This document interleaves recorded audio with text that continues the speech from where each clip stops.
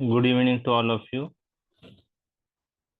आपण autonomic nervous system हा पाठ काल स्टार्ट केलेला आहे. काही इनिशियल इंट्रोडक्शन पार्ट संपलेला आहे. त्यामध्ये आपण ऑटोनॉमिक नर्वस सिस्टीम म्हणजे काय ते पाहिलं होतं आणि त्याचे जे डिव्हिजन्स आहे पॅरासिम्पॅथेटिक, सिम्पॅथेटिक नर्वस सिस्टीम आणि एंट्रिक नर्वस सिस्टीम, ह्या डिव्हिजन्स आपण पाहिल्या होत्या. त्यामध्ये पॅरासिम्पॅथेटिक सिम्पॅथेटिक डिव्हिजन डिटेलमध्ये आपलं फिजिओलॉजी पार्ट डिस्कस झालेला आहे. तर आपण पहिले कॉन्सन्ट्रेट पॅरासिम्पॅथेटिक नर्वस सिस्टीमवर करणार आहोत. आपण पाहिलं होतं की प्री गँग्लियोनिक फायबर आणि पोस्ट गँग्लियोनिक फायबर पॅरासिम्पॅथेटिक नर्वस सिस्टीमचे ऍसिटिल कोलिन न्यूरोट्रान्समीटर रिलीज करून त्यांचं कार्य घडवून आणतात. हा ऍसिटिल कोलिन मस्कुरेनिक आणि निकोटिनिक या कोलिनर्जिक रिसेप्टरवर ऍक्ट होऊन ऍक्शन्स ज्या वेगवेगळ्या ऑर्गन्सवर आहे त्या घडून येतात. आणि त्या कोलिनर्जिक रिसेप्टरचं डिटेल आपण कालच्या लेक्चरमध्ये पाहिलेले आहे की मस्कुरेनिक रिसेप्टरचे 5 टाईप आहेत. त्यातले फार्मॅकोलॉजिक पॉइंट ऑफ व्ह्यू 3 रिसेप्टर महत्वाचे आहेत. तर मस्कुरेनिक रिसेप्टर म्हणजे 5 जे टाईप आहेत ते M1, M2, M3, M4, M5 आहे. त्यामध्ये M1, M2, M3 महत्वाचे आहेत आणि निकोटिनिक रिसेप्टरचे NM आणि NN रिसेप्टर असे प्रकार पडतात. आपण पाहिलं होतं की M1, M2, M3, M4, M5 मध्ये जे ऑड नंबर आहे 1, 3 आणि 5 हे GQ type G protein couple receptor आहेत आणि M2 आणि M4 हे GI type G protein couple receptor आहे. तर मस्कुरेनिक रिसेप्टर हे जी प्रोटीन कपल रिसेप्टरचे एक्झाम्पल आहे. त्यामध्ये M1, M3 आणि M5 हे GQ टाईप आहे आणि M2 आणि M4 हे GI टाईप आहे. हे काल आपलं डिस्कस झालेलं आहे. निकोटिनिक रिसेप्टर हे आयनोट्रॉपिक रिसेप्टर आहेत आणि आपण बघितलेलं आहे NN रिसेप्टर हे गँग्लियावर प्रेझेंट असतं आणि NM रिसेप्टर हे स्केलेटल मसल एंड प्लेटवर प्रेझेंट असतो. आणि ह्या आयनोट्रॉपिक रिसेप्टर हे सिलेक्टिव्ह फॉर सोडियम चॅनल आहेत, हे आपण डिस्कस केलेलं आहे.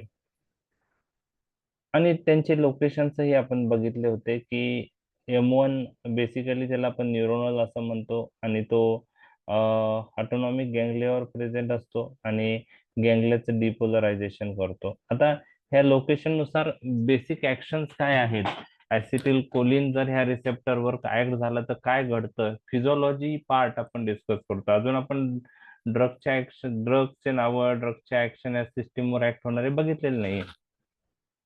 तर हे आपण नॉर्मल फिजिओलॉजी माहीत असणं गरजेचं आहे, कारण त्याच्याशीच रिलेटेड तुम्हाला ड्रगच्या ऍक्शन्स येणार आहेत. तर ऍसिटिल कोलिन पॅरासिम्पॅथेटिक नर्वस सिस्टीम मधून रिलीज झाल्यानंतर मस्कुरेनिक आणि निकोटिनिक रिसेप्टरवर ऍक्ट होतो. आणि मी तुम्हाला सांगितलं मस्कुरेनिक रिसेप्टरचे टाइप्स M1 आहे, M2 आहे आणि M3 आहे. M4, M5 पण आहे, पण ते फार्मॅकोलॉजी पॉइंट ऑफ व्ह्यू महत्वाचे नाहीत. ओके. त्यात आपण पाहिलं होतं M1 हा GQ टाईप आहे, M3 पण GQ टाईप आहे आणि M5 हा GQ टाईप आहे. M2 आणि M4 GI टाईप आहे. आता जे GQ टाईप रिसेप्टर ऍक्टिव्हेट होतात त्यावेळेस कोणता पाथवे ऍक्टिव्हेट होतो हे काल आपण डिस्कस केलेलं आहे. GQ type G protein couple receptor activate झाले तर phospholipase A2IP3 diacyl glycerol pathway activate होऊन कॅल्शियमची लेवल सेल मधली वाढते, हे तुम्हाला लक्षात ठेवायचं आहे. आणि GI टाईप रिसेप्टर ऍक्टिव्हेट झाला तर ऍडिनिलिन सायक्लेज एन्झाईम इनिबिटून सायक्लिक AMP ची लेवल कमी होते. त्याचप्रमाणे पोटॅशियम चॅनल ओपन होऊन पोटॅशियम बाहेर जाऊन हायपरपोलरायझेशन होतं. GI म्हणजे इनहिबिटर इन नेचर, हे आपण बघितलेलं आहे. लोकेशन नुसार M1 ला आपण न्यूरोनल असं म्हणतो, कारण ब्रेनशी CNS शी रिलेटेड जास्त त्याची ऍक्शन आहे. M2 ला आपण कार्डियाक असं म्हणतो, कारण मेनली कार्डियाक मसलवर तो प्रेझेंट असतो. आणि M3 ला आपण ग्लँड्युलर असं म्हणतो, कारण एक्झोक्राईन ग्लँडवर M3 रिसेप्टर असतो. हे एक रफ आपण बघितलेलं आहे. आता आपल्या शरीरामधून पॅरासिम्पॅथेटिक नर्वस सिस्टीम मधून ऍसिटिल कोलिन नावाचा केमिकल रिलीज होतो. जिथं जिथं पॅरासिम्पॅथेटिक सप्लाय आहे, ज्या ज्या ऑर्गनला पॅरासिम्पॅथेटिक सप्लाय आहे, त्या पॅरासिम्पॅथेटिक नर्वस सिस्टीम मधून ऍसिटिल कोलिन नावाचा न्यूरोट्रान्समीटर रिलीज होतो आणि तो मस्कुरेनिक किंवा निकोटिनिक रिसेप्टर जे त्या पर्टिक्युलर ऑर्गनवर प्रेझेंट असतील त्यावर तो ऍक्ट होऊन ऍक्शन घडते. तर ही एंडोजिनस फिजिओलॉजिकल मॉलिक्युलची ऍक्शन काय काय राहू शकतात हे तुम्हाला जर समजलं तर ड्रगच्या ऍक्शन तुम्हाला लक्षात ठेवायला सोपं जाणार आहे. तर मी तुम्हाला सांगितलं M1 हा न्यूरोनल असतो, त्यामुळे तो कुठं कुठं असतो तर तो ऑटोनॉमिक गँग्लियावर प्रेझेंट असतो आणि त्यावरचे M1 रिसेप्टर ऍक्टिव्हेट झाला तर ऑटोनॉमिक गँग्लियाचं डिपोलरायझेशन होतं आणि गँग्लिया स्टिम्युलेट होतं. तर पॅरासिम्पॅथेटिक गँग्लिया असेल, सिम्पॅथेटिक गँग्लिया असेल, त्यावर M1 रिसेप्टर प्रेझेंट असतो, हे तुम्हाला लक्षात ठेवायचं आहे. त्याचप्रमाणे ऑटोनॉमिक गँग्लियावर आपण काल पाहिलं की NN टाईप रिसेप्टरही प्रेझेंट असतो आणि तो पण ऑटोनॉमिक गँग्लियाचं डिपोलरायझेशन घडून आणतो आणि ऑटोनॉमिक गँग्लिया पॅरासिम्पॅथेटिक असेल, सिम्पॅथेटिक असेल, तो स्टिम्युलेट होतो. त्याचप्रमाणे M1 आपण बघितलं की CNS मध्ये आहेत, त्यासाठी त्यांचा रोल आहे लर्निंग मेमरी. ओके, ह्या लर्निंग आणि मेमरी फंक्शन मध्ये ह्या M1 रिसेप्टरचा रोल आहे. तर CNS पॉइंट ऑफ व्ह्यू जे ऍसिटिल कोलिनचे ऍक्शन आहेत ते आपण डिटेलमध्ये जाणार नाही. लर्निंग फंक्शन, मेमरी फंक्शन आणि मोटर फंक्शन एवढं लक्षात ठेवायचं आहे. मी तुम्हाला सांगितलं की मोस्ट ऑफ द ग्लँड जे आहेत एक्झोक्राईन ग्लँड, तर एक्झोक्राईन ग्लँड वर M3 रिसेप्टर प्रेझेंट असतो. मग त्यामध्ये सलायव्हरी ग्लँड असतील, स्वेट ग्लँड असतील, लॅक्रिमल ग्लँड असतील, ट्रक्योब्रोंकियल ग्लँड असतील आणि परायटल सेल असेल. ओके, तर ह्या सगळ्या याच्यावर M3 रिसेप्टर प्रेझेंट असतो, हे तुम्हाला लक्षात ठेवायचं आहे. आणि तो त्या ग्लँडचं सिक्रेशन वाढवतो. जर ऍसिटिल कोलिन M3 रिसेप्टरवर ऍक्ट झाला अगोनिस्ट म्हणून, तर तो एक्झोक्राईन ग्लँडचं सिक्रेशन वाढवतो. M1 चं अजून एक लोकेशन तुम्हाला लक्षात ठेवायचं आहे.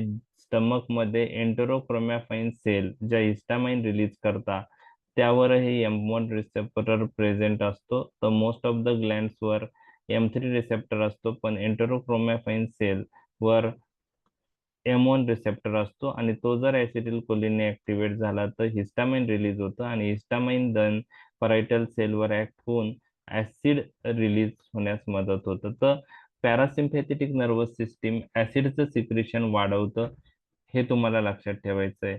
तर M1 रिसेप्टर एंटेरोक्रोमॅफाईन सेलवर आहे, ते ऍक्टिव्हेट झाले तर हिस्टॅमिन रिलीज होणार. हिस्टॅमिन मग परायटल सेलवर ऍक्ट होणार थ्रू H2 रिसेप्टर आणि त्यामुळं phospholipase A2 IP3 diacylglycerol pathway activate होतो.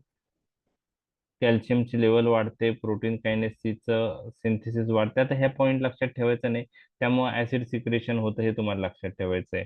तर ऍसिड सिक्रेशन मध्ये पॅरासिम्पॅथेटिक नर्वस सिस्टीमचा रोल आहे. पॅरासिम्पॅथेटिक नर्वस सिस्टीम ऍक्टिव्हेट झाली तर ऍसिड सिक्रेशन वाढू शकतं, हे तुम्हाला लक्षात ठेवायचं आहे. आता M1 चे लोकेशन पुढं आहेत हे तुम्हाला मी सांगितलं. M1 च्या ऍक्शन्स मी तुम्हाला सांगितल्यात. ओके, तर त्यामध्ये CNS, ऑटोनॉमिक गँग्लिया आणि एंटेरोक्रोमॅफेन सेल किंवा गॅस्ट्रिक सेल्स असं ग्लँड्स असंही म्हणतात, त्यात हिस्टामाइन रिलीज होतं. M2 हा हार्टवर आहे आणि हा GI टाईप आहे, त्यामुळे इन्हिबिटरी रिस्पॉन्स हार्टवर होतो. त्यामध्ये तुम्हाला सोप्या भाषेत लक्षात ठेवायचं तर इम्पल्स जनरेशन कमी होतं, त्यामुळे हार्ट रेट कमी होतो. हेवी कंडक्शन डिले होतं, कॉन्ट्रॅक्शन ऑफ द ॲट्रिया डिक्रीज होतं, contraction of the ventricle decrease होतं आणि वेंट्रिकलचं कॉन्ट्रॅक्शन कमी झाल्यामुळे कार्डियक आउटपुट पण कमी होतं. तर हे inhibitory effect on the heart M2 रिसेप्टरचा आहे. तर मेजर साईट जिथं M2 रिसेप्टर असतात तर ती साईट आहे हार्ट. एवढं जरी लक्षात ठेवलं तरी तुम्हाला चालू शकतं. आता M2 रिसेप्टर या व्यतिरिक्त कुठं असतात, तर स्मूथ मसलवर प्रिडॉमिनंटली M3 रिसेप्टर असतात, हे मी तुम्हाला सांगितलंय काल. आणि काही प्रमाणात M2 रिसेप्टर ही स्मूथ मसलवर असतात. तर स्मूथ मसलवरचे M2 रिसेप्टर आणि M3 रिसेप्टर ऍक्टिव्हेट झाले तर स्मूथ मसलचं कॉन्ट्रॅक्शन होतं, हे तुम्हाला लक्षात ठेवायचं आहे. ओके. तर स्मूथ मसलवर मेनली M3 रिसेप्टर प्रेझेंट असतात आणि काही प्रमाणात M2 रिसेप्टरही प्रेझेंट असतात. दोघांवर ऍसिटिल कोलिन ऍक्ट झाला M1 M2 आणि M3 रिसेप्टरवर, तर दोन्हीही स्मूथ मसल कॉन्ट्रॅक्ट करतील. ओके. दोन्ही रिसेप्टर ऍक्टिव्हेट झाल्यामुळं मेकॅनिझम वेगळी राहील, ते तुम्हाला कोणी विचारणार नाही. M2 ऍक्टिव्हेट झाला तर सायक्लिक एएमपी ची लेवल कमी होती. त्यावेळेस तुम्हाला लक्षात ठेवायचे स्मूथ मसलमध्ये सायक्लिक एएमपी ची लेवल जर वाढली तर स्मूथ मसल रिलॅक्स होतात आणि स्मूथ मसलमध्ये सायक्लिक एएमपी ची लेवल कमी झाली तर स्मूथ मसल कॉन्ट्रॅक्ट होतात. तर M2 रिसेप्टर ऍक्टिव्हेट झालं तरी स्मूथ मसलचं कॉन्ट्रॅक्शन होणार आहे आणि M3 रिसेप्टर ऍक्टिव्हेट झाले तर IP3 डायसिल ग्लिसरॉल पाथवेने कॅल्शियमची लेवल वाढून स्मूथ मसलचं कॉन्ट्रॅक्शन होणार आहे. तर मेनली स्मूथ मसलवर M3 रिसेप्टर असतात, त्यामुळे स्मूथ मसलवर कोणते कोलिनर्जिक रिसेप्टर असतात, तर तसं जर तुम्हाला कोणी विचारलं तर M3 सांगायचं आहे. M2 फक्त काही प्रमाणात प्रेझेंट असतात, त्यामुळे M3 आपल्याकडे आता प्रिडॉमिनंट जो असतो तोच लक्षात ठेवायचं जनरली तुम्हाला सांगितलेलं जातं. त्यामुळे प्रिडॉमिनंट जो आहे तोच ऍक्शन घडून आणतो. तर हार्टवर प्रिडॉमिनंट रिसेप्टर आहे सॉरी स्मूथ मसलवर प्रिडॉमिनंट रिसेप्टर आहे M3 आणि काही प्रमाणात M2 रिसेप्टर आहे आणि स्मूथ मसलचं कॉन्ट्रॅक्शन होतं. त्याचप्रमाणे M2 रिसेप्टर अजून कुठं असतात हे तुम्हाला मी सांगत आहे की हे प्रीसिनॅप्टिक न्यूरॉन आहे, हे पोस्ट सिनॅप्टिक न्यूरॉन आहे. दोघांच्या मधली जी जागा असते त्याला सिनॅप्टिक क्लेफ्ट असं म्हणतात. ओके. आणि पॅरासिम्पॅथेटिक नर्वस सिस्टीम मध्ये वेसिकल मध्ये ऍसिटिल कोलिन स्टोअर असतो. हा ऍसिटिल कोलिन सिनॅप्टिक क्लेफ्ट मध्ये रिलीज झाल्यानंतर मस्क्युलेनिक आणि निकोटिनिक रिसेप्टर जे पोस्ट सिनेप्टिक न्यूरॉनवर प्रेझेंट आहे त्यावर ते ऍक्ट होतो ऍसिटिल कोलिन आणि ऍक्शन घडते. त्याचप्रमाणे तुम्हाला लक्षात ठेवायचं आहे की प्री सिनेप्टिक न्यूरॉनवर M2 रिसेप्टर प्रेझेंट असतात आणि हे ऍसिटिल कोलिन जर जास्त रिलीज झालं तर ते काय करतं, प्री सिनेप्टिक न्यूरॉनला सिग्नल पाठवतं. M2 रिसेप्टर ऍक्टिव्हेट करतं प्री सिनेप्टिक न्यूरॉनचे, ते इनिबिटर इन नेचर आहे. त्यामुळे ते ऍसिटिल कोलिनचं रिलीज कमी करण्यास मदत करतात. म्हणजे ऍसिटिल कोलिन जो नॉर्मली रिलीज होतो तो त्याचं रेग्युलेशन स्वतः करतो. प्रीसिनेप्टिक M2 रिसेप्टरवर ऍक्ट होऊन तो स्वतःच रिलीज कमी करण्यास मदत करतो. जर रिलीज जास्त होत असेल तर तो म्हणतो आता जास्त बॉडीला गरज नाहीये आणि आपलं रिलीज जास्त आहे, तर स्वतः तो M2 रिसेप्टरवर ऍक्ट होऊन प्रीसिनेप्टिक न्यूरॉन मधून स्वतःच रिलीज कमी करतो. ओके. त्याला ऑटो रेग्युलेशन असं म्हणतात. ते नाही लक्षात ठेवलं तरी चालेल. तर M2 बद्दल तुम्ही फक्त हार्ट जरी लक्षात ठेवलं ना तरी चालू शकतो. स्मूथ मसलवर काही प्रमाणात M2 रिसेप्टर असतात, पण प्रिडॉमिनेटली स्मूथ मसलवर जे रिसेप्टर आहेत ते M3 आहेत, हे तुम्हाला माहीत झालेलं आहे. आणि प्रीसिनेप्टिक न्यूरॉनचे M2 रिसेप्टर जर ऍक्टिव्हेट झाले तर ऍसिटिल कोलिनचं release from the presynaptic neuron decrease होतं, हे एक तुम्हाला लक्षात ठेवायचं आहे. यातलं तुम्हाला हार्टच्या जरी ऍक्शन तुम्ही लक्षात ठेवल्या, बाकीच्या नाही राहिल्या तरी चालू शकतं, हे तुम्हाला लक्षात ठेवायचं आहे. कारण स्मूथ मसल म्हणलं तर तुमच्या तोंडी M3 रिसेप्टरच आलं पाहिजे, कारण तो प्रिडॉमिनंट आहे.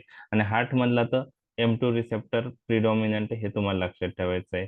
ठीक आहे. तर हे झालं M2 रिसेप्टर जर ऍसिटिल कोलिननी ऍक्टिव्हेट झाला तर काय घडू शकतं हे मी तुम्हाला सांगितलेलं आहे. आता M3 रिसेप्टर ऍक्टिव्हेट झाला ऍसिटिल कोलिननी तर काय घडू शकतं हे मी तुम्हाला सांगतो. आता हे फिजिओलॉजी मधल्या गोष्टी मी सांगतोय. फिजिओलॉजी म्हणजे आपल्या शरीरात जो ऍसिटिल कोलिन रिलीज होतो पॅरासिम्पॅथेटिक नर्वस सिस्टीमने, तो काय काय करू शकतो.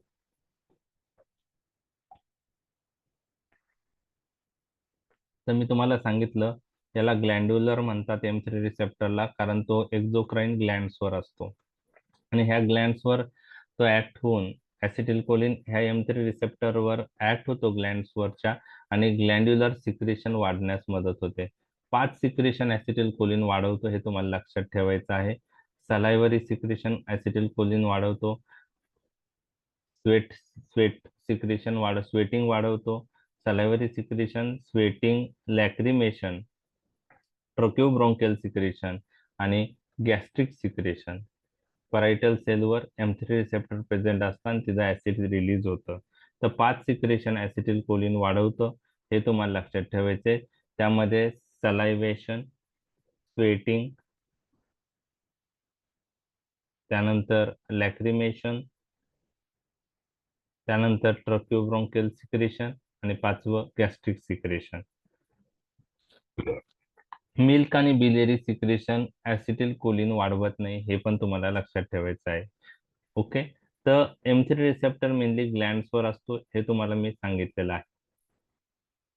त्याचप्रमाणे स्मूथ मसल्सवरही M3 रिसेप्टर असतो.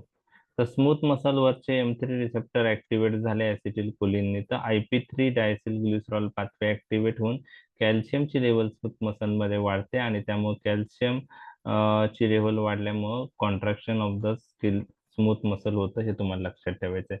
तर smooth muscle, acetylcholine smooth मसलचं कॉन्ट्रॅक्शन करतात through M3 receptor. Acetylcholine skeletal मसलचं कॉन्ट्रॅक्शन करतात. तर स्केलेटल मसलचं कॉन्ट्रॅक्शन हे ऍसिटिल कोलिननी त्याच्या NM रिसेप्टरवरच्या ऍक्शनमुळे घडून येतं, हे तुम्हाला लक्षात ठेवायचं आहे. स्मूथ मसलच्या कॉन्ट्रॅक्शनसाठी M3 आणि स्केलेटल मसलच्या कॉन्ट्रॅक्शनसाठी NM ऍक्टिव्हेट होतं, हे तुम्हाला लक्षात ठेवायचं आहे. तर ग्लँड्स आणि स्मूथ मसल ह्या 2 पॉइंट्स तर तुम्हाला लक्षात ठेवायचेच आहे.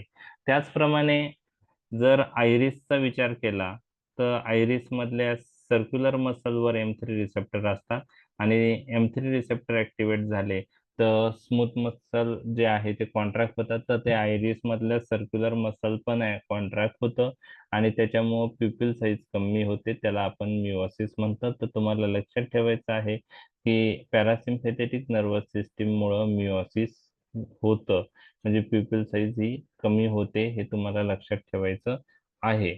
आणि अजून एक ऍक्शन आय रिलेटेड, 1-2 ऍक्शन आहेत. त्यात आय रिलेटेड ऍक्शन मध्ये ऍसिटिल कोलिन लॅक्रिमेशन वाढवतो, त्यामुळं ड्राय आईज मध्ये आपण ते यूज करू शकतो. त्याचप्रमाणे ऍसिटिल choline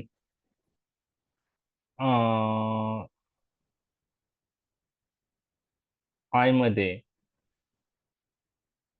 circular muscle of iris तर कॉन्ट्रॅक्ट करतोच, त्याचप्रमाणे सिलियरी मसलही कॉन्ट्रॅक्ट करतो आणि सिलियरी मसल कॉन्ट्रॅक्ट झाल्यामुळं ट्रायबिक्युलर आउटफ्लो वाढतो. काय आहे ते मी तुम्हाला नंतर सांगणार आहे. आणि त्यामुळं इंट्राऑक्युलर प्रेशर कमी होतो. तर तुम्हाला लक्षात ठेवायचं आहे की ऍसिटिल कोलिन इंट्राऑक्युलर प्रेशर कमी करण्यास उपयुक्त ठरतो.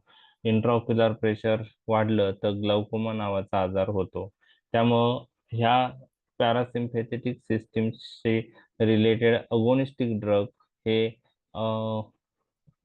ग्लाउकोमामध्ये आपण यूज करतो. तर आता हे सगळ्या गोष्टी तुम्हाला थोड्या अवघड वाटत असतील, परंतु जेव्हा आपण ऍक्च्युअल फार्मॅकोलॉजिकल इफेक्ट बघू त्यावेळेस ते रिपीट होणार आहे.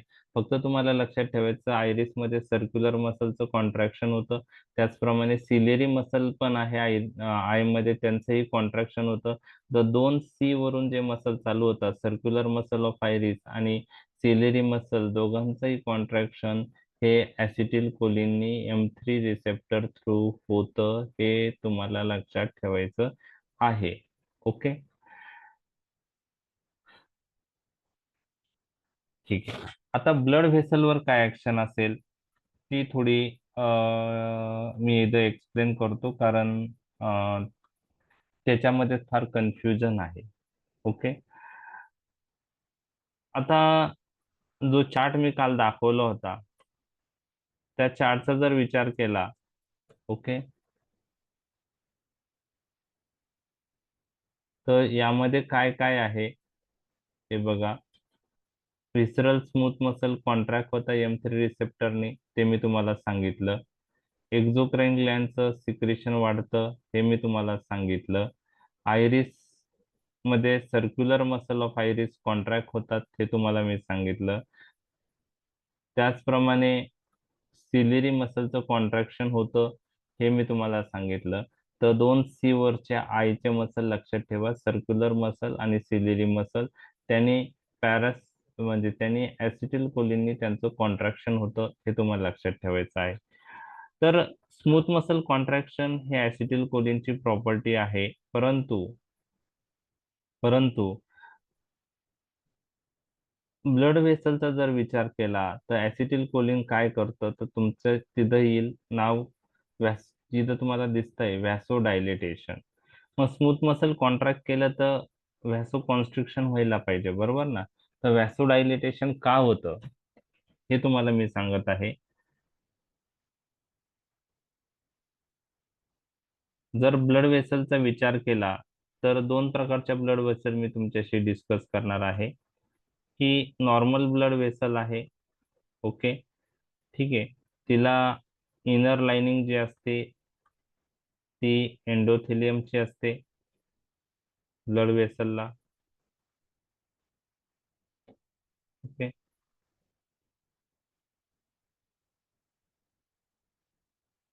आणि ह्या ब्लड वेसलच्या आतमधलं हे एंडोथेलियल लाइनिंग आहे, हे lumen of the blood vessel आहे. तिथून रक्त पुरवठा होतो, रक्त जातं थोडक्यात आपण म्हणू शकतो.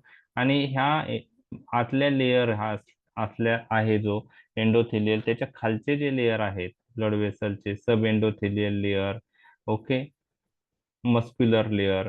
तर ह्या मस्क्युलर लेयर मध्ये स्मूथ मसल्स प्रेझेंट असतात ब्लड व्हेसलच्या. ओके. तो एंडोथेलियमच्या खालचे जे लेयर्स आहेत त्यात एक स्मूथ मसलचा लेयर असतो, हे तुम्हाला लक्षात ठेवायचं आहे. ओके. आता रिसेप्टरचा जर विचार केला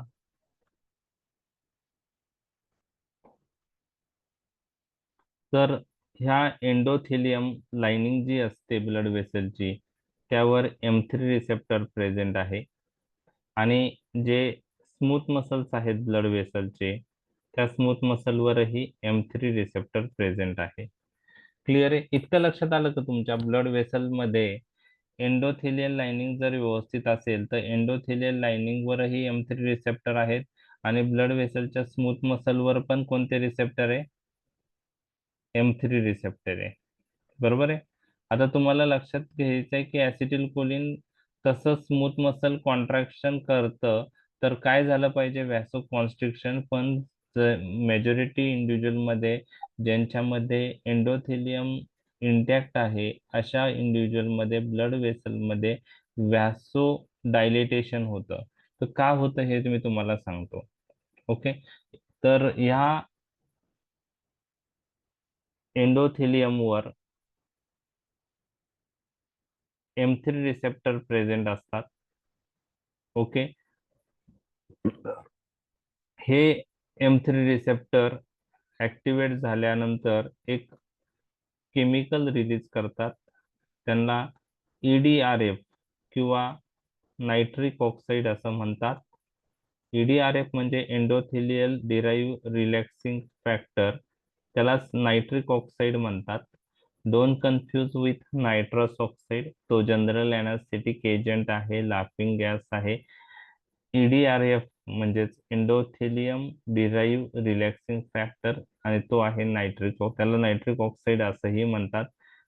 ज्यावेळेस एंडोथेलियम वरचे M3 रिसेप्टर ऍक्टिव्हेट होतात त्यावेळेस एंडोथेलियम नायट्रिक ऑक्साईड रिलीज करतं. हे नायट्रिक ऑक्साईड मग सब एंडोथेलियल लेयर मधल्या च्या खाली जे स्मूथ मसलचा लेयर आहे तिथं जातं आणि स्मूथ मसल मध्ये हे नायट्रिक ऑक्साईड सायक्लिक जीएमपी ची लेवल वाढवतं गॉनालिल सायक्लेज एन्झाईमला ऍक्टिव्हेट करून.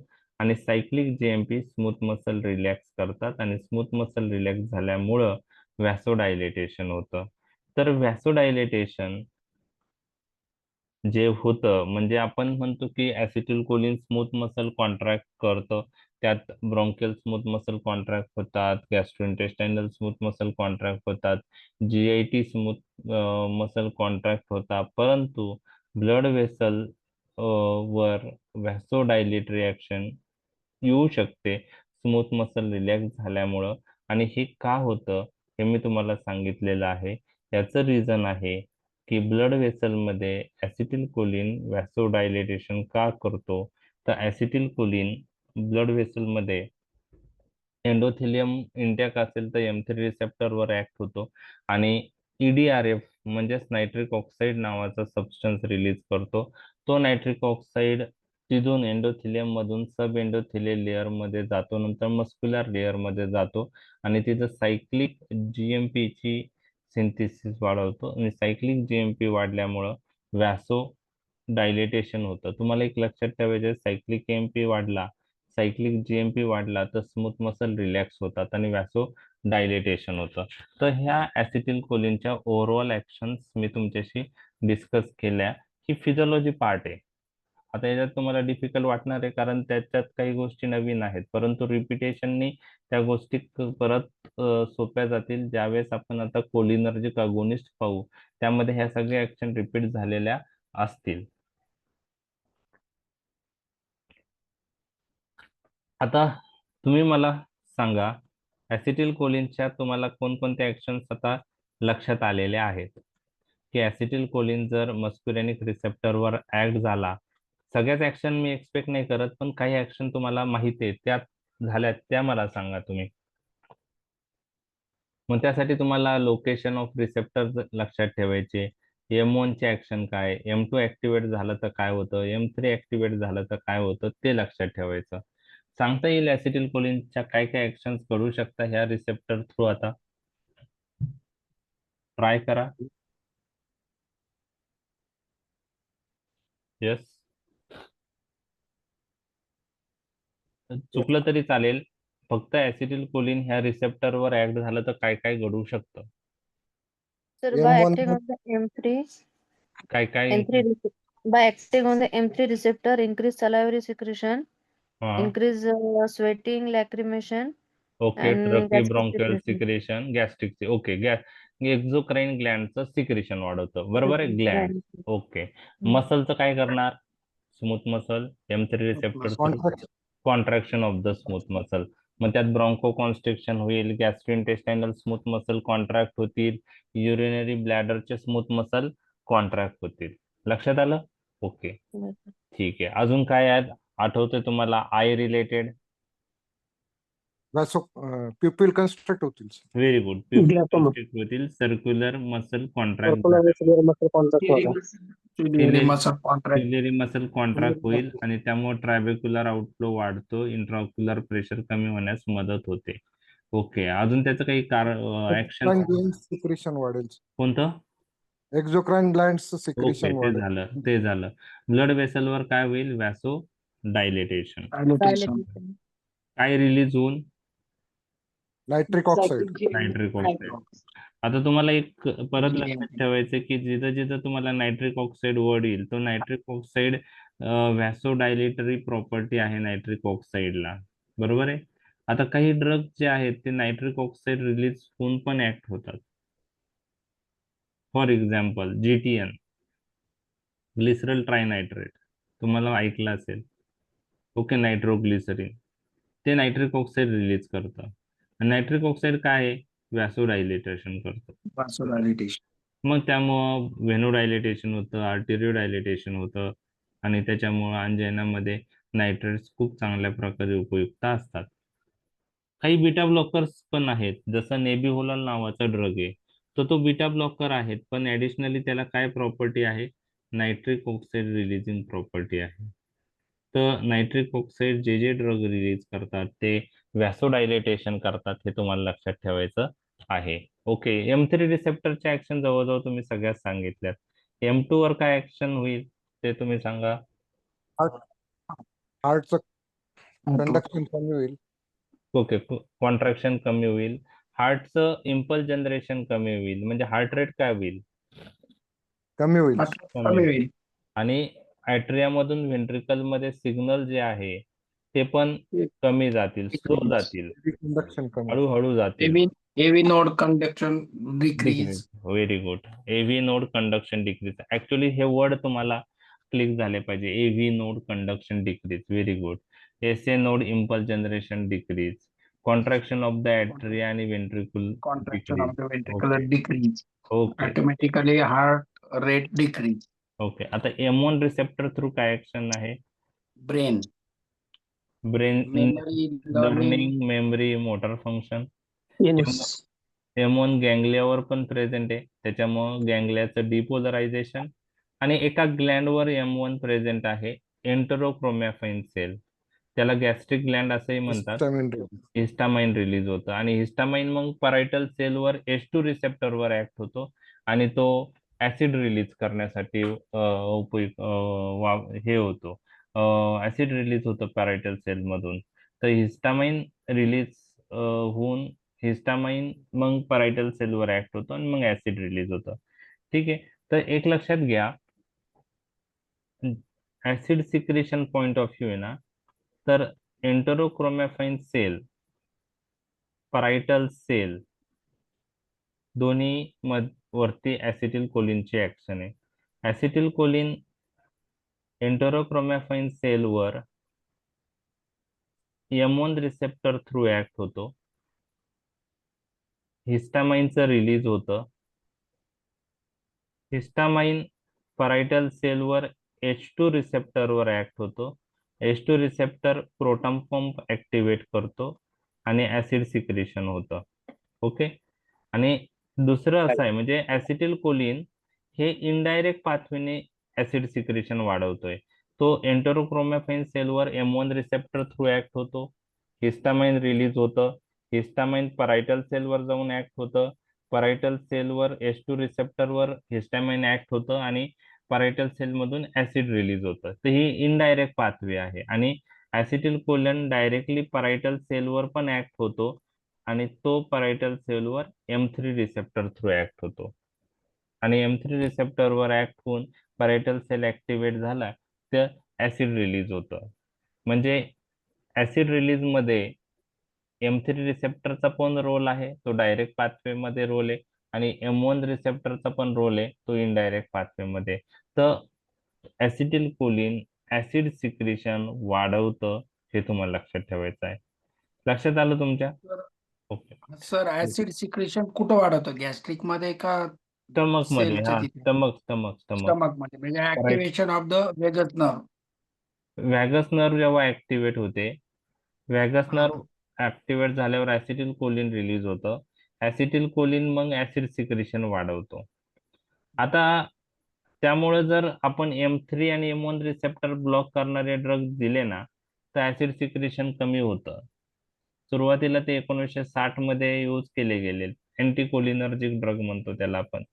प्रोफॅन्थेलिन, ऑक्सिफिनोनियम, पायरेन्झिपाइन असे ड्रग होते, पण आता कोणी ते यूज करत नाही. आपण डायरेक्ट शेवटचा मेन पाथवे आहे ना, प्रोटॉन पंप, मेन जो ऍसिड सिक्रेशनला महत्वाचा शेवटचे स्टेप आहे, प्रोटॉन पंप ऍक्टिव्हेशन, तर ते ब्लॉक करणारेच ड्रग देतो. तर त्यात मग ओमिप्राझोल, पॅन्टोप्राझोल, रॅबिप्राझोल आहे, बरोबर आहे.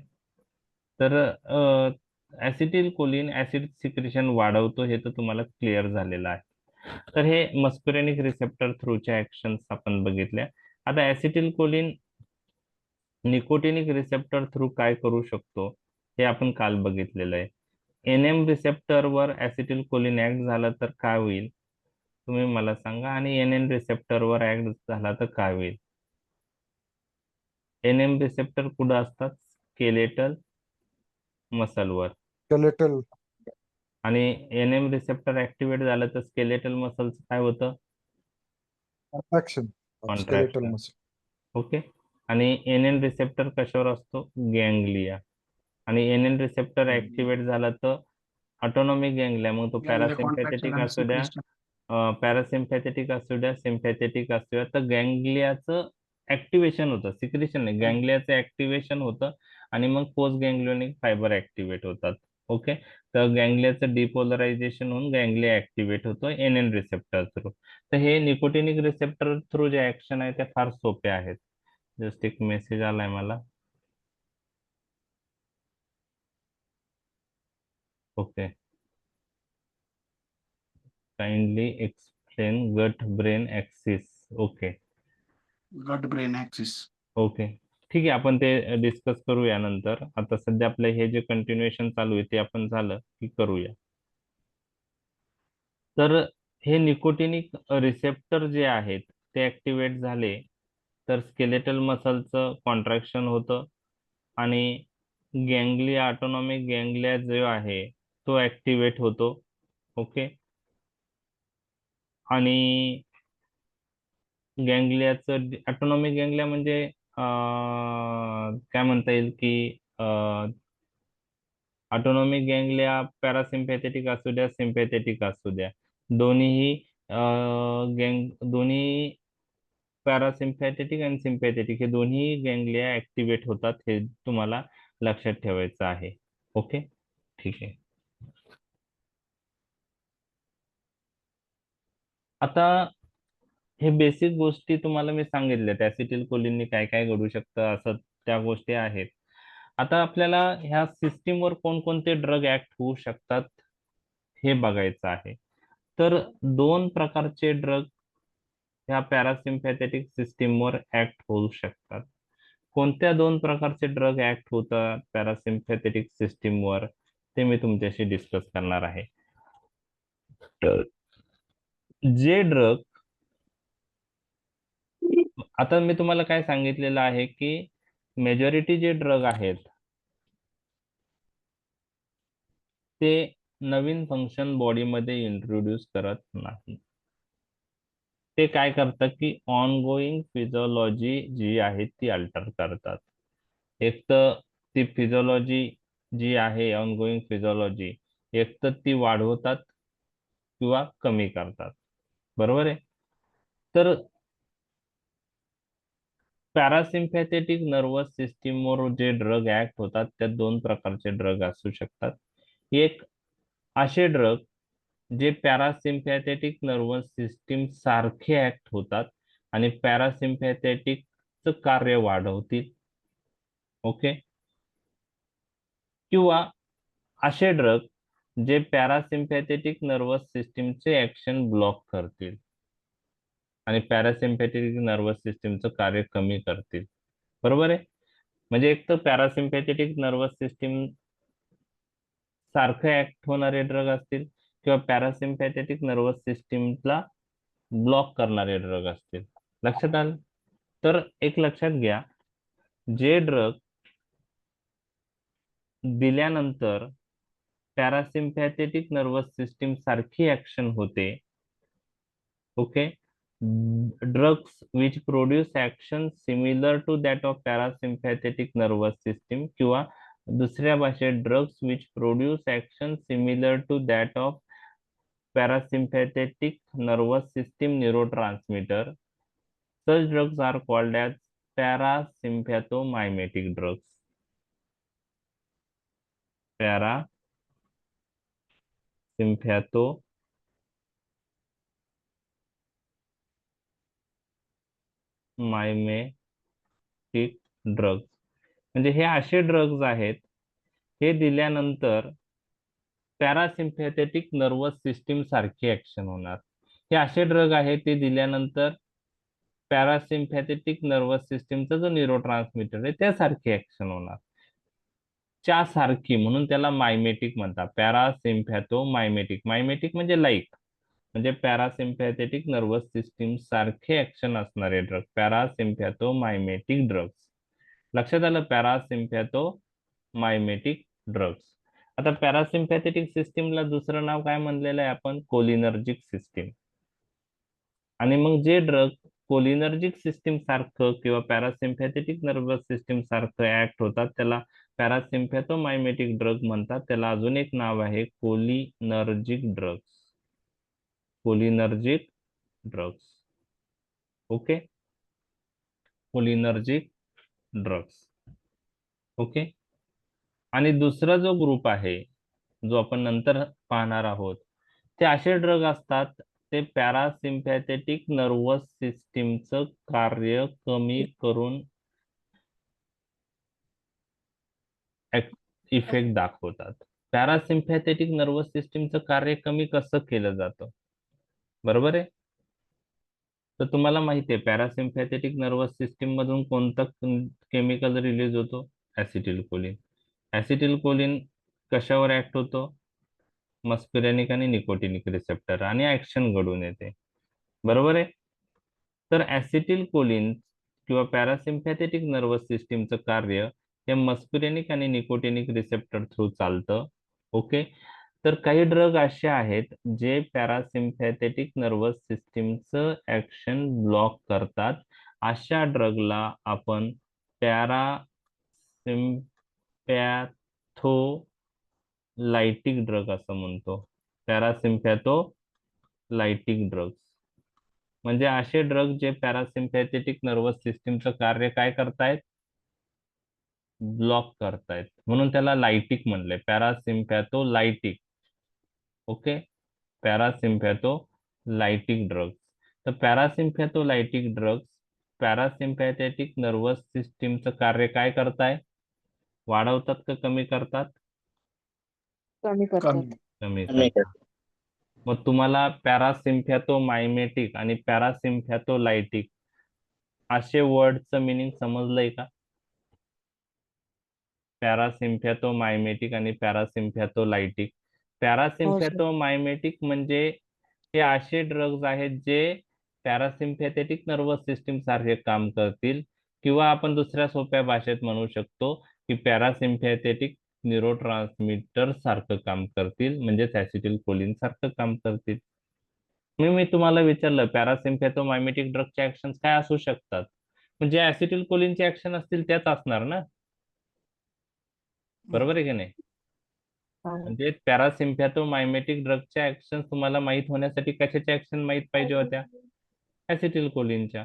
त्या तुम्हाला आता माहित झाल्या तर पॅरासिम्पॅथोमायमेटिक ड्रगच्या ऍक्शन लक्षात येतील. आणि पॅरासिम्पॅथोलायटिक ड्रग्स म्हणजे कोणते ड्रग, जे ड्रग पॅरासिम्पॅथेटिक नर्वस सिस्टीमचं कार्य काय करतायत, इनहिबिट कमी. करतायत, ब्लॉक करतायत, त्याला पॅरासिम्पॅथोलायटिक ड्रग्स असं म्हणतात. म्हणजे म्हणजेच ते इनडायरेक्टली कोणाचे ऍक्शन कमी करणार आहेत, ऍसिटिल कोणत्या? कोलिन. ऍसिटिल कोलिनचे ऍक्शन कमी करणार आहे. आणि असे ड्रगला आपण पॅरासिम्पॅथोलायटिक ड्रग्स असं लायटिक. म्हणतो. लक्षात आलं?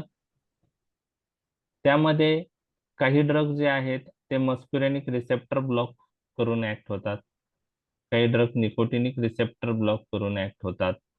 तर काही बुक्समध्ये ही पॅरासिम्पॅथोलायटिक ड्रग्स जे आहेत, ओके, त्याला अजून काय नावं दिलेली आहेत ते मी तुम्हाला सांगतो. पॅरासिम्पॅथेटिक नर्वस सिस्टीमला अजून कोणती सिस्टीम म्हणतात, कोलिनर्जिक सिस्टीम. बरोबर आहे. पॅरासिम्पॅथेटिक नर्वस सिस्टीमला दुसरं नाव काय आहे, कोलिनर्जिक सिस्टीम. कोलिनर्जिक. मग पॅरासिम्पॅथोलायटिक ड्रगला दुसरं नाव आहे अँटी कोलिनर्जिक ड्रग. म्हणजे हे कोणाचे ऍक्शन हे करणार, कोणाच्या म्हणजे कोलिनर्जिक सिस्टीमच्या विरुद्ध ऍक्शन हे ड्रग प्रोड्यूस करणारे असतात, अँटी कोलिनर्जिक ड्रग, किंवा कोलिनर्जिक सिस्टीमचं कार्य ब्लॉक करणारे असतात. म्हणून पॅरासिम्पॅथोलायटिक ड्रगला दुसरं नाव काय आहे, anti cholinergic. Anti cholinergic drug. Anti cholinergic drug. आणि त्यातल्या त्यात पॅरासिम्पॅथोलायटिक ड्रग टर्मिनॉलॉजी मुख्यतः जे ड्रग्स मस्कुरेनिक रिसेप्टर ब्लॉक करतात आणि ऍसिटिल कोलिनचे ऍक्शन प्रिव्हेंट करतात, त्याला ते जास्त वापरलं जातं. म्हणून अजून एक नाव पॅरासिम्पॅथोलायटिक ड्रग्सला दिलेलं आहे. पॅरासिम्पॅथोलायटिक ड्रग्स म्हणजेच अँटीकोलिनर्जिक ड्रग्स. आणि त्यालाच आपण अजून एक नाव लक्षात ठेवायचं आहे, anti muscarinic drug. Anti muscarinic drug, कारण अँटी मस्कुरेनिक म्हणजे जे ड्रग मस्कुरेनिक रिसेप्टर ब्लॉक करतात आणि ऍसिटिल कोलिनचे ऍक्शन मस्कुरेनिक रिसेप्टर थ्रू होऊ देत नाही. नाही. तर पॅरासिम्पॅथोलायटिक म्हणजेच अँटीकोलिनर्जिक म्हणजेच अँटी मस्कुरेनिक. लक्षात आलं? म्हणजे क्वेश्चन असा आला की क्लासिफाय अँटीकोलिनर्जिक ड्रग, तर तुम्हाला तो माहित आहे, पण तुम्हाला जर आता त्यालाच पॅरासिम्पॅथोलायटिक म्हणतात ते माहित नाही, आणि तुम्हाला क्वेश्चन आला क्लासिफाय पॅरासिम्पॅथोलायटिक ड्रग, मग तुम्हाला कधी कधी माहित असतं पण त्यालाच हे म्हणता हे माहित नसतं. तर पॅरासिम्पॅथोमायमेटिक ड्रगला कोलिनर्जिक ड्रग असं म्हणतात, पॅरासिम्पॅथोलायटिक ड्रगला अँटीकोलिनर्जिक ड्रग असं म्हणतात, किंवा अँटी मस्कुरेनिक ड्रग असं म्हणतात. तर पॅरासिम्पॅथेटिक नर्वस सिस्टीम रिलेटेड हे दोन ग्रुप आपल्याला बघायचे आहेत आणि दोन्हीही महत्वाचे आहेत. आणि पॅरासिम्पॅथोमायमेटिक ड्रग समजलं तर पॅरासिम्पॅथोलायटिक समजणार आहे. लक्षात आलं? त्यामुळं हे एकावर एक डिपेंडंट टॉपिक आहे. तर आज आपण पॅरासिम्पॅथोमायमेटिक ड्रग विषयी जाणून घेणार आहोत. ओके. पॅरासिम्पॅथोमायमेटिक, त्यालाच आपण कोलिनर्जिक ड्रग असेही म्हणतो. ओके. आता आपण काय काय बघितलेलं आहे. ऍसिटिल कोलिन प्रोड्यूस, एक मिनिट हा.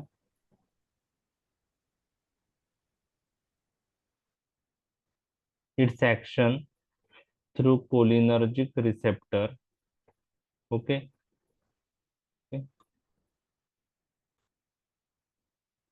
Cholinergic receptors.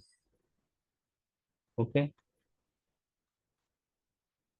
त्यामध्ये कोणते आहेत? मस्कुरेनिक आणि निकोटिनिक. हे आपल्या शरीरातून जो ऍसिटिल कोलिन रिलीज होतो, ओके, तो कोलिनर्जिक रिसेप्टरवर ऍक्ट होतो, मस्कुरेनिक आणि निकोटिनिक, आणि ऍक्शन घडतं. आणि acetylcholine is metabolize by which enzyme? Acetylcholine esterase आणि ब्युटॅरिल कोलिन इस्टरेज. तर कोणत्या एन्झाईमने मेटाबोलाइज होतो? थोडक्यात कोलिन इस्टरेज एन्झाईम. त्याचे दोन प्रकार आहे, ऍसिटिल कोलिन इस्टरेज आणि ब्युटॅरिल कोलिन इस्टरेज. कशात कन्वर्ट होतो? Acetate plus choline. ओके. इतकं तुम्हाला लक्षात आलंय का? हे फिजिओलॉजी sir. पार्ट. ओके. मग Yes. पॅरासिम्पॅथोमायमेटिक ड्रग्ज मध्ये कोणते ड्रग असतील? ओके. तर पॅरासिम्पॅथोमायमेटिक ड्रग्ज मध्ये दोन प्रकारचे ड्रग असतात. There are some drugs. आता हे ड्रग्स कोलिनर्जिक सिस्टीम किंवा पॅरासिम्पॅथेटिक सिस्टीम सारखं कार्य करतात. तर काही ड्रग असे आहेत, these drugs act directly on cholinergic receptor as a agonist and produce action similar to that of acetylcholine. काही ड्रग असे आहेत जे कोलिनर्जिक रिसेप्टरवर ऍक्ट होतात आणि अगोनिस्ट म्हणून ऍक्ट होतात. ओके. आणि कशासारखं काम करतात? ऍसिटिल कोलिन सारखं. म्हणजे ते जाऊन मस्कुरेनिक निकोटिनिक रिसेप्टरला बाइंड होतील आणि कशासारखं काम करतील? ऍसिटिल कोलिन सारखं. म्हणजे एंडोजिनस फिजिओलॉजिकल सिग्नलिंग मोलेक्युल सारखं काम करणारे. मग त्याला आपण कोलिनर्जिक अगोनिस्ट म्हणणार का cholinergic antagonist? Agonist.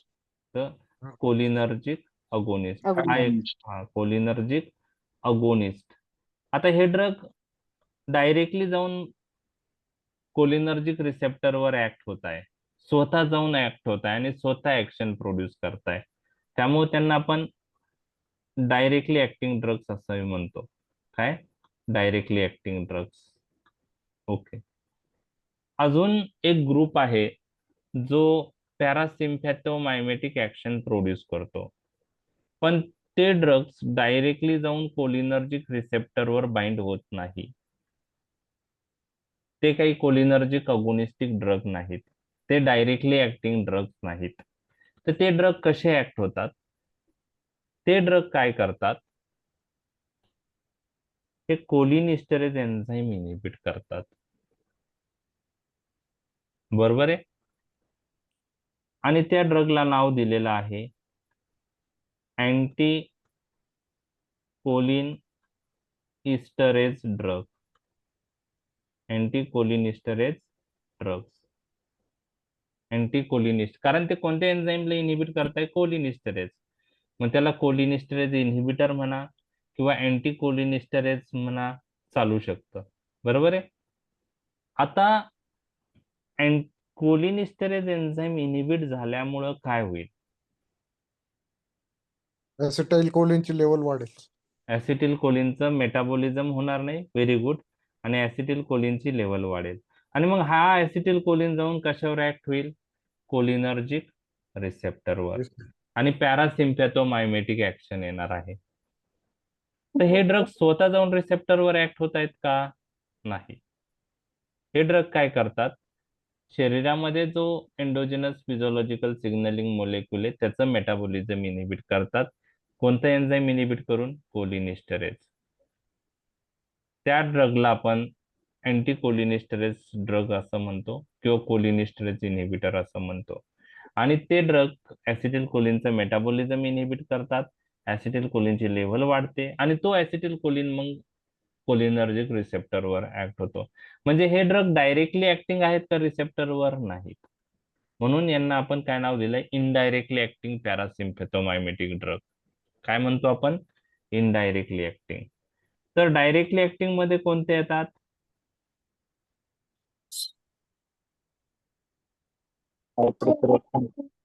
Directly acting कोणते आहेत? Cholinergic agonist. पहिला ग्रुप पाहिला ना मी, जे ड्रग डायरेक्ट रिसेप्टरवर जाऊन ऍक्ट झाले त्याला आपण काय म्हणणार? Cholinergic agonist. त्या Agonist. ड्रगचे नाव मी तुम्हाला सांगितले नाही, पण तो ग्रुप सांगितला, कोलिनर्जिक अगोनिस्ट. स्वतः जाऊन बाइंड होणार आणि मग ऍक्शन प्रोड्यूस करणार, तर ते डायरेक्टली ऍक्टिंग असतील ना, बरोबर आहे. आणि दुसरा जो पॅरासिम्पॅथोमायमेटिक ग्रुप मधला दुसरा एक ग्रुप आहे त्याला इनडायरेक्टली ऍक्टिंग पॅरासिम्पॅथोमायमेटिक ड्रग म्हणतात. आणि ते ड्रग कसे ऍक्ट होतात? कोणतं एन्झाईम इनिबिट करून? कोलिनिस्टरेज. Cholinesterase. म्हणजेच इनडायरेक्टली ऍक्टिंग पॅरासिम्पॅथोमायमेटिक ड्रग मध्ये कोणते ड्रग येतात? जे कोलिनिस्टरेज एन्झाईमला इनिबिट करतात त्यांना आपण काय म्हणतो? अँटी कोलिनिस्टरेज ड्रग किंवा कोलिनिस्टरेज इन्हिबिटर. बरोबर आहे, लक्षात आलं? म्हणजे पॅरासिम्पॅथोमायमेटिक ड्रग्स मध्ये दोन प्रकारचे ड्रग्स असतात. दोन ग्रुप आहेत मेन, आणि त्या ग्रुपच्या मेकॅनिझम मी तुमच्याशी डिस्कस केल्यात. डायरेक्टली ऍक्टिंग ड्रग काय करतील? कोलिनर्जिक रिसेप्टरवर जाऊन अगोनिस्ट म्हणून कार्य करतील. इनडायरेक्टली ऍक्टिंग ड्रग काय करतील? कोलिनिस्टरेज एन्झाईमला इनिबिट करतील. ऍसिटिल कोलिनचं मेटाबॉलिझम इनिबिट होईल, ऍसिटिल कोलिनची लेवल वाढेल आणि मग ऍसिटिल कोलिन रिसेप्टरवर जाऊन बाइंड होईल. तर दोघा ग्रुपच्या मेकॅनिझम मी डिस्कस केलेले आहेत, लक्षात आल्या? पण आता आपल्याला काय क्लिअर झाले? दोन ग्रुप आहे, डायरेक्टली ऍक्टिंग आणि इनडायरेक्टली ऍक्टिंग. डायरेक्टली ऍक्टिंग मध्ये कोलिनर्जिक अगोनिस्ट आहे आणि इनडायरेक्टली ऍक्टिंग मध्ये अँटी कोलिनिस्टरेज ड्रग आहे. इतकं तर क्लिअर झालं. ड्रगची नावं माहित नाही, परंतु ग्रुप लक्षात आलेले आहेत. कळलं एवढं? हो सर. समजलं? ओके. आता ऍक्च्युअल ड्रग कोणते मी तुम्हाला सांगतो. ड्रग बघितल्यानंतर काही ड्रग तुम्ही ऐकले असतील. ओके. Cholinergic agonist. आता हे हे कोणते आहेत? डायरेक्टली ऍक्टिंग पॅरासिम्पॅथोमायमेटिक ड्रग, पहिला ग्रुप. ओके, डायरेक्टली ऍक्टिंग, त्याला आपण काय म्हणतो? Cholinergic agonist. आता त्यांच्या केमिकल स्ट्रक्चर नुसार दोन ग्रुप पाडलेले आहेत. तुम्हाला जर आठवलं नाही तर तुम्ही डायरेक्ट नावं लिहिले तरी चालू शकतं. कोलिनर्जिक अगोनिस्ट मध्ये काय काय ड्रग येतात? तर कोलिनर्जिक अगोनिस्ट मध्ये कोलिनिस्टर्स आणि अल्कोलॉइड्स असे दोन ग्रुप आहे. कोलिनिस्टर्स हे सिंथेटिक कंपाऊंड आहेत. अल्कोलॉइड वर्ड जिथं येतो तिथं तुम्हाला लक्षात ठेवायचं की हे प्लॅन्ट डिराइव्ह सबस्टन्स असतात. अल्कोलॉइड्स, ग्लायकोसाइड्स, हे तुम्हाला लक्षात ठेवायचं आहे, बरोबर? तर कोलिनिस्टर्स मध्ये कोणते आहेत? तर जसं ऍसिटिल कोलिन आपल्या शरीरात रिलीज होतो, ऍसिटिल कोलिन सिंथेटिकली पण तयार केला जातो. ओके. तर एक्झोजिनस ऍसिटिल कोलिन पण अवेलेबल आहे. जो आपल्या शरीरात असतो त्याला एंडोजिनस ऍसिटिल कोलिन म्हणतात. जो आपल्या शरीराच्या बाहेर असतो त्याला काय म्हणतात? एक्झोजिनस ऍसिटिल कोलिन. ठीक आहे, त्याला दोन मध्ये नावं, म्हणजे एंडोजिनस ऍसिटिल कोलिन म्हणजे आपल्या शरीरात रिलीज होणारा, एक्झोजिनस ऍसिटिल कोलिन म्हणजे तो ड्रग आहे. तर कोलिनिस्टर्स मध्ये तुम्हाला ABCM लक्षात ठेवायचं आहे. ऍसिटिल कोलिन, बिथॅनिकॉल, कार्बॅकॉल आणि मिथाकोलिन. ABCM. ऍसिटिल कोलिन, बिथॅनिकॉल, कार्बॅकॉल, मिथाकोलिन. ओके, ठीक आहे. आणि अल्कोलॉइड्स मध्ये मॅप लक्षात ठेवायचं तुम्हाला, मॅप निमोनिक, मस्कॅरिन, ऍरिकोलिन आणि पायलोकार्पिन. मस्कॅरिन, ऍरिकोलिन आणि पायलोकार्पिन, मॅप. यातलं कोणतं ड्रग ऐकलाय का तुम्ही का नाही? पायलोकार्पिन पायलोकार्पिन आय ड्रॉप मध्ये ऐकलं. येस, पायलोकार्पिन आय ड्रॉप मध्येच त्याचा यूज आहे पायलोकार्पिनचा. ओके, पायलोकार्पिन आहे. आता ऍसिटिल कोलिन आपण क्लिनिकल प्रॅक्टिस मध्ये यूज करत नाही, कारण तो हायग्रोस्कोपिक इन नेचर आहे. मिथाकोलिन पहिले यूज करायचे, आता यूज होत नाही. कार्बॅकॉल, बिथेनिकॉल काही ब्लॅडर आणि GIT रिलेटेड कंडिशन मध्ये यूज करू शकतो, परंतु अँटीकोलिनेस्टरेज ड्रग आपण आता त्यासाठी यूज करण्यासाठी वापर करतो. तर तसे याच्यामध्ये फक्त पायलोकार्पिन तुम्हाला माहित आहे, बाकीचे तुम्हाला माहित नाही, कारण ते जास्त यूज होत नाही. परंतु आता exam point of view, pharmacology point of view, classification तुम्हाला लिहिणं गरजेचं आहे. पाठांतर त्यासाठी लागणार आहे. तर जसे जसे सिस्टीम होतात तसं तसं क्लासिफिकेशनला एक नोटबुक करा, त्याच्यावर क्लासिफिकेशन पाठ करून एकदा लिहा आणि रोज एक दोन क्लासिफिकेशन वाचत जायचे, जेणेकरून ते पाठ करायचे आणि आठवायचा प्रयत्न करायचा. ठीक आहे. तर हे कोलिनर्जिक अगोनिस्ट झाले. आता इनडायरेक्टली ऍक्टिंग पॅरासिम्पॅथोमायमेटिक ड्रगला आपण काय नाव म्हणलेलं आहे? इनडायरेक्टली ऍक्टिंगला काय म्हणलेलं आहे? कोणता ग्रुप आहे? अँटीकोलिन हिस्टरेज. अँटीकोलिन हिस्टरेज. ओके. आता एक लक्षात घ्या, 2 वर्ड मध्ये कधीही कन्फ्यूज व्हायचं नाही,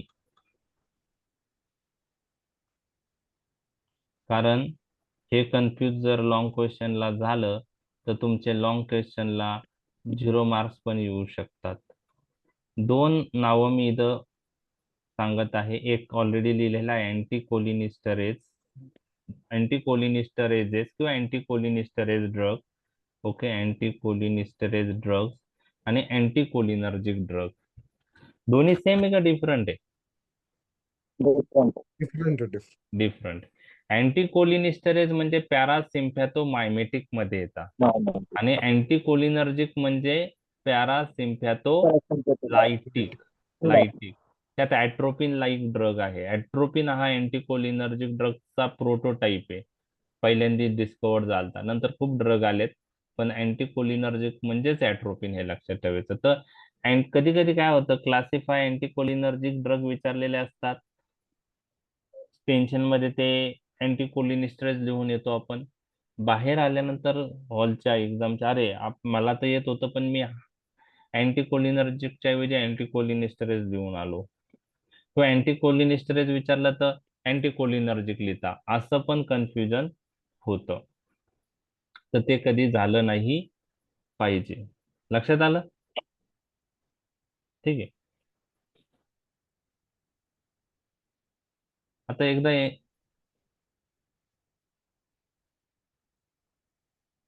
एकदा MBBS ला एक 1-1.5 वर्षापूर्वी लॉंग क्वेश्चन याच्यावर आला होता.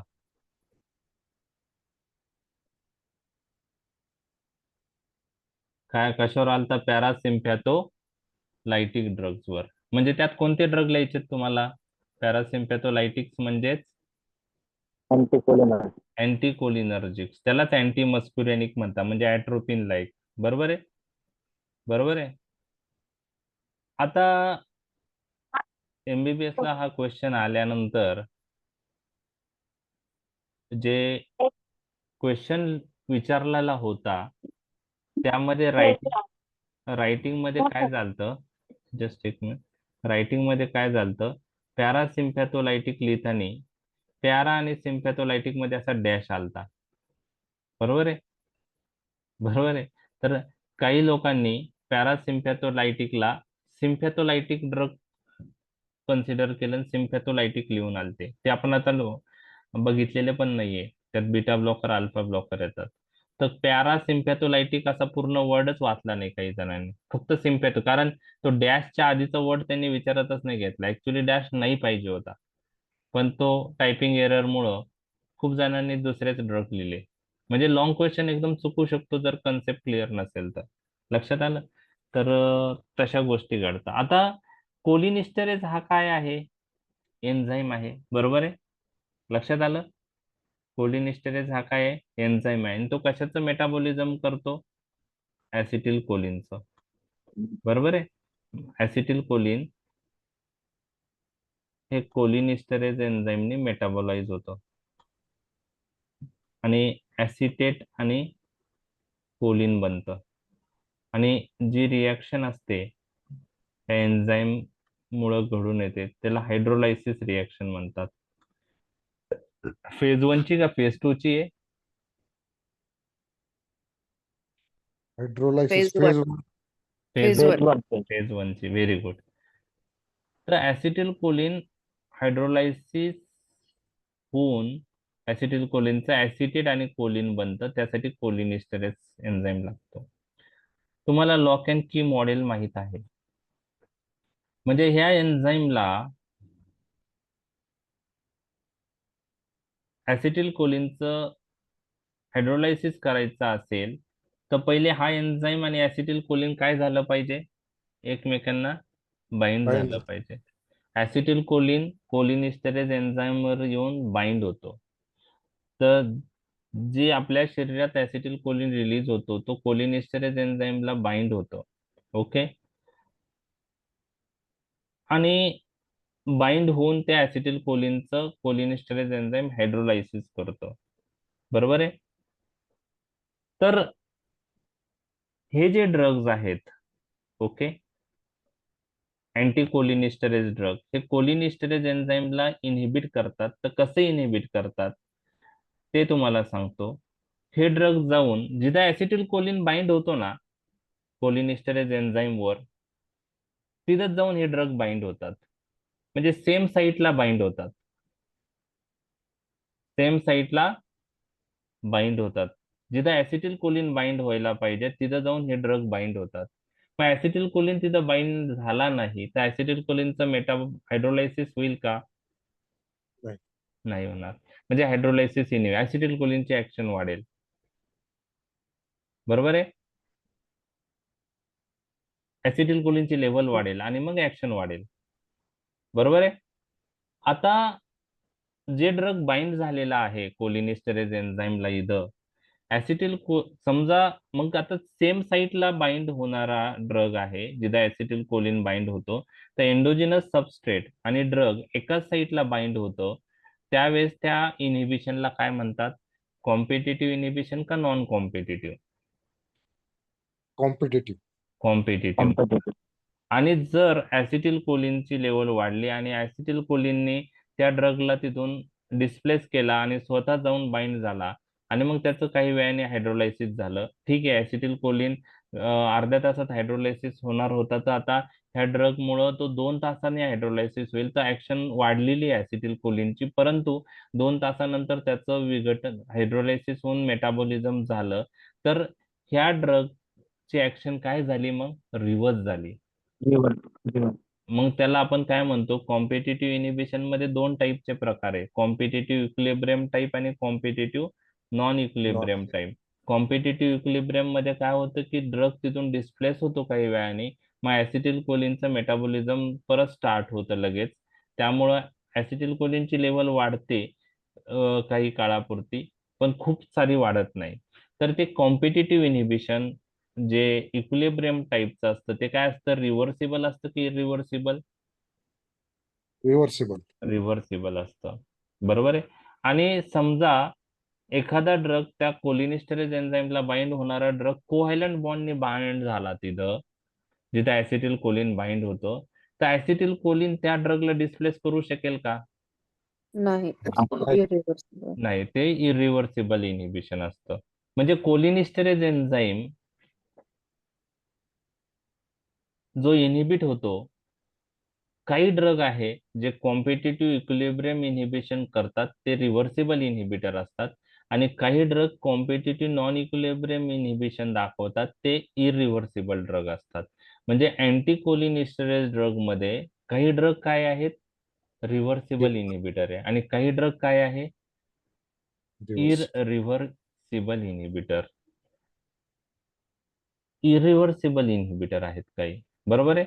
तर मग अँटी कोलिनिस्टरेज ड्रगचे 2 ग्रुप तुम्हाला लक्षात आले, रिव्हर्सिबल आणि इरिव्हर्सिबल. लक्षात आले? लक्षात आले? रिव्हर्सिबल आणि येस. इरिव्हर्सिबल.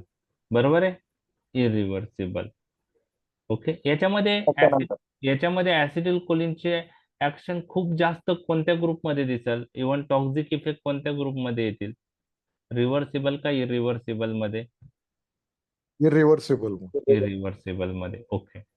आता इथपर्यंतचा पार्ट तुम्हाला मी जे आधीचं जनरल फार्मॅक्स शिकवलं म्हणून तुम्हाला ते लक्षात यायला सोपं झालंय. बरोबर आहे. आता नेक्स्ट जो पार्ट आहे तो पाठ करायचा आहे. आता हे रिव्हर्सिबल इनहिबिटर मध्ये दोन ग्रुप केले त्यांच्या केमिकल स्ट्रक्चर मध्ये नुसार. एक ग्रुपला आपण कार्बामेट म्हणतो आणि दुसऱ्या ग्रुपला नॉन कार्बामेट म्हणतो. आता ते केमिकल स्ट्रक्चर नुसार आहे, त्यात काही जायचं नाही डिटेल, फक्त रिव्हर्सिबल मध्ये कार्बामेट आणि नॉन कार्बामेट आहे आणि इरिव्हर्सिबल मध्ये कार्बामेट आणि ऑर्गॅनोफॉस्फेट्स आहे. इरिव्हर्सिबल मध्ये कार्बामेट आणि ऑर्गॅनोफॉस्फेट्स आहे. म्हणजे काही कार्बामेट्स रिव्हर्सिबल आहे, काही कार्बामेट्स काय आहेत, इरिव्हर्सिबल. लक्षात आलं?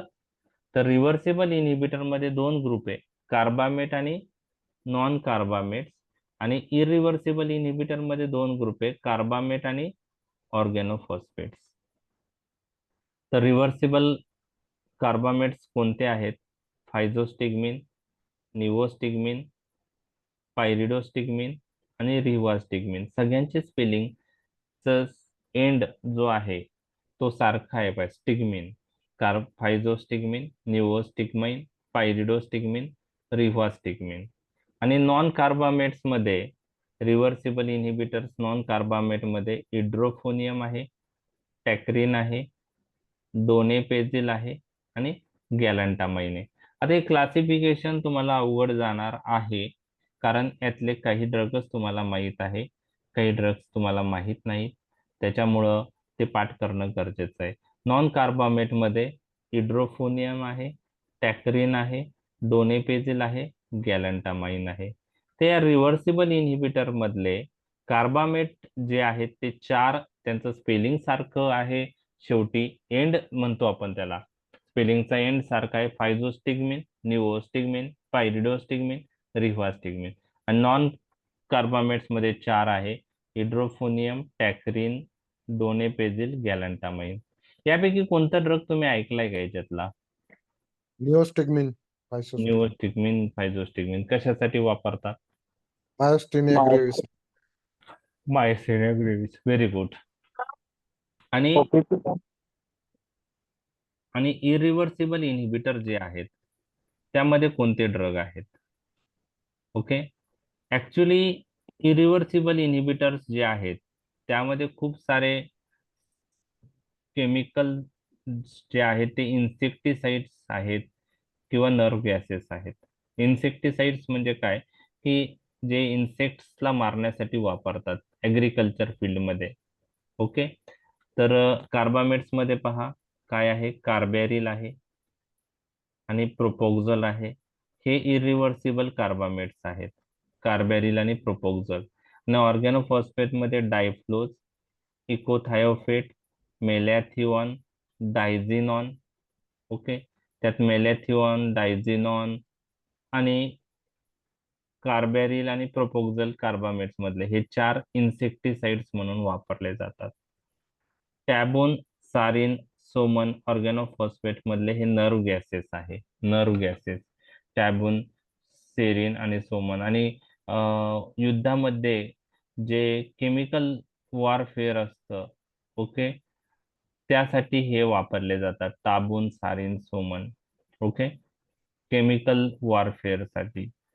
इन्सेक्टिसाइड हे ऍग्रिकल्चर फील्ड मध्ये वापरले जातात. तर आता ऍग्रिकल्चर फील्ड मधले जे इन्सेक्टिसाइड आहे ते तुम्हाला ओपीपी पॉइझनिंग मुळे तुम्हाला माहित असतील. बरोबर आहे.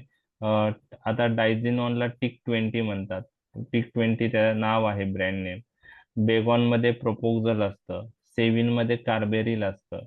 तर ऍक्च्युली हे जे इरिव्हर्सिबल इनहिबिटर आहे, बरोबर आहे, तर हे काही थेराप्युटिक पर्पज साठी जास्त म्हणजे वापरले जात नाहीत. इरिव्हर्सिबल इनहिबिटर जनरली इन्सेक्टिसाइड्स किंवा नर्व गॅस म्हणून वापरले जातात. त्यामुळं हे जे इरिव्हर्सिबल इनहिबिटर आहे त्याचा युजेस पॉइंट ऑफ व्ह्यू काही त्याचे इंडिकेशन्स नाहीत, परंतु ऍक्सिडेंटली हे कन्झ्युम केले गेले किंवा सुसाईड पर्पजसाठी कन्झ्युम केले गेले, होमोसाईड पर्पजसाठी दिले गेले, तर त्यांनी पॉइझनिंग होऊ शकते. तुम्हाला ऑर्गॅनोफॉस्फरस पॉइझनिंग ऐकलं असेल तुम्ही, त्याचप्रमाणे कार्बामेट पॉइझनिंगही असते. काही कार्बामेट्स पण पॉइझनिंग करतात, जसं कार्बेरिल, प्रोपोक्झल इरिव्हर्सिबल इनिबिटर आहे. आणि ऑर्गॅनोफॉस्फेट्स तर तुम्हाला माहिती आहे, ते तर इंडियामधली जे कॉमनेस्ट पॉइझनिंग मध्ये ऑर्गॅनोफॉस्फरस पॉइझनिंग आहे. ठीक आहे. तर इरिव्हर्सिबल इनिबिटर मुख्यतः पॉइझनिंग इंड्यूस म्हणजे पॉइझनिंग पॉइंट ऑफ व्ह्यू त्याचा वापर होतो, हे तुम्हाला लक्षात ठेवायचं आहे. समजलंय क्लासिफिकेशन? Yes. ओके. आता बेसिक गोष्टी आपण क्लिअर केलेल्या आहे.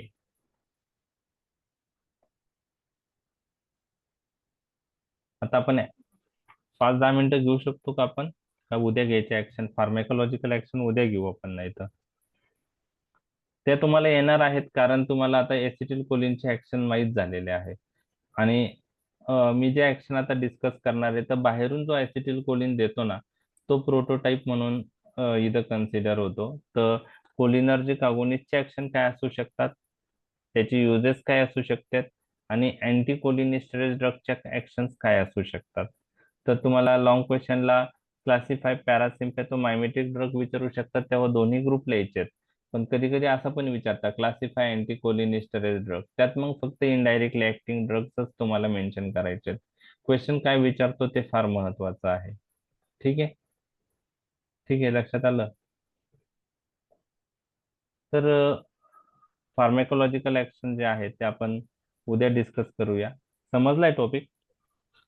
Yes. हो सर. कारण जर हो सर. स्टार्टिंगला मी ओके, लेक्चर चालू झालं तेव्हा जवळजवळ 30 जण होते. आता आकडा कमी कमी होत 24 वर आलाय.